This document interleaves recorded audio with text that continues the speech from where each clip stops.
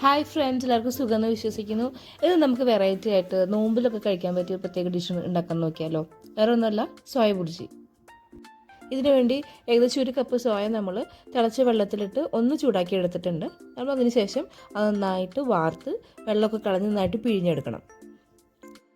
ഇനി നമുക്ക് ഇതിലേക്ക് ആവശ്യമുള്ള ഒരു വലിയ സവാള, 2 തക്കാളി, 2 പച്ചമുളക് ഇവയെല്ലാം നന്നായിട്ട് ചെറുതാക്കി അരിഞ്ഞ് മാറ്റി വയ്ക്കുക.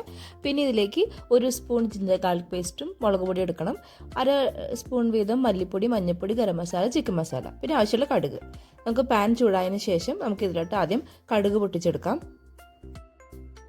നമുക്ക് നോമ്പിലൊക്കെ കഴിക്കാൻ പറ്റിയ ഒരു വെറൈറ്റി ആയിട്ടുള്ള ഒരു ഫുഡാട്ടോ ഇത്.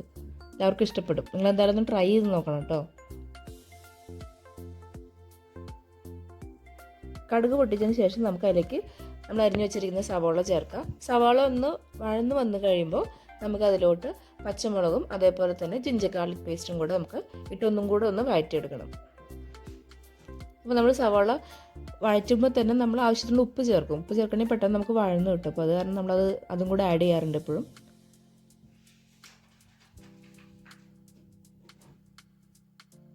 ഇതെല്ലാം നന്നായിട്ടൊന്ന് വഴന്ന് വന്നതിന് ശേഷം നമ്മൾ ഇതിലേക്ക് ആവശ്യമുള്ള എല്ലാ പൊടിവർഗ്ഗങ്ങളും ചേർക്കുകയാണ്. അതായത് മഞ്ഞൾപ്പൊടി, മല്ലിപ്പൊടി, മുളക് പൊടി, ഗരം മസാല, ചിക്കൻ മസാല, ഇതെല്ലാം നമ്മൾ ചേർത്ത് നന്നായിട്ട് ഒന്ന് ഇളക്കി യോജിപ്പിച്ചെടുക്കുകയാണ്. ഒന്നും കൂടെ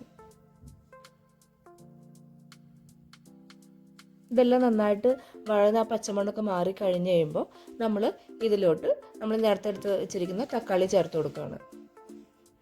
2 മീഡിയം സൈസ് തക്കാളിയാണ് നമ്മളിവിടെ എടുത്തിരിക്കുന്നത്. തക്കാളി ഒന്ന് വന്ന് വരുമ്പോഴത്തേനും നമ്മൾ നേരത്തെ എടുത്ത് വെച്ച സോയ ഒന്ന് മിക്സിയിൽ ക്രഷ് ചെയ്തിട്ട് ഇതിലേക്ക് ഇട്ട് കൊടുക്കണം കേട്ടോ. മിക്സിയിൽ നമ്മൾ അധികം നേരം ക്രഷ് ചെയ്യണ്ട, ജസ്റ്റ് ഒന്ന് ഇട്ടിട്ട് ഒന്ന് സ്പേൾ ചെയ്തിട്ട് എടുത്താൽ മതി.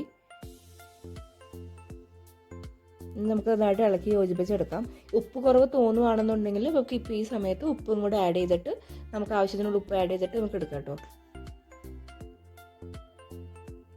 നന്നായിട്ട് ഇളക്കി യോജിപ്പിച്ച് ഒരു 5 മിനിറ്റ് നമ്മൾ ഇതൊന്ന് ആവി കയറാൻ വേണ്ടി വെക്കുകയാണ്. അതായത് ചെറുതായിട്ടൊന്ന് ചൂടാറാൻ വേണ്ടിയിട്ട് നമ്മൾ വെക്കുകയാണ്.